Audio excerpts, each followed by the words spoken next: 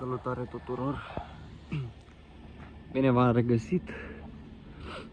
Sunt într-un mini concediu undeva în Bulgaria. Eu aici am făcut o țără de decorat, trebuie să mai spăl covorașele și așa. Mi-am făcut și un pic de loc în portbagaj, că o să am nevoie de spațiu. Așa. Dar ce vreau să vă arăt de fapt e cum e afară. Bun.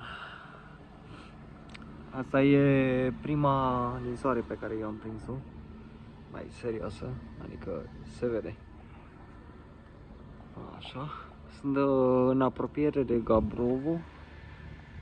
Cam la 15 km de Gabrovo.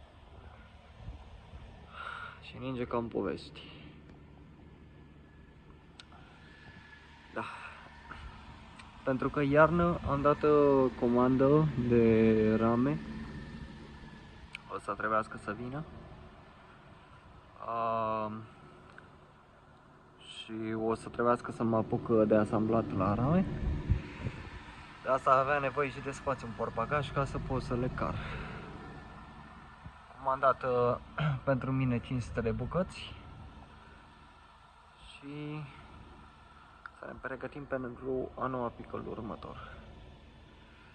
Bun. Dacă eram un pic mai sus, unde avem noi balconul, acolo sus, s-ar fi văzut foarte fain muntele. Sunt într-o zonă de munte. Uite că zăpada se pune. Da. Bun. Vă las cu acest peisaj frumos. Și ne revedem data viitoare. Poate o să fac o filmare și cum pregătesc ramele. No, da, păi vedem. Toate bune.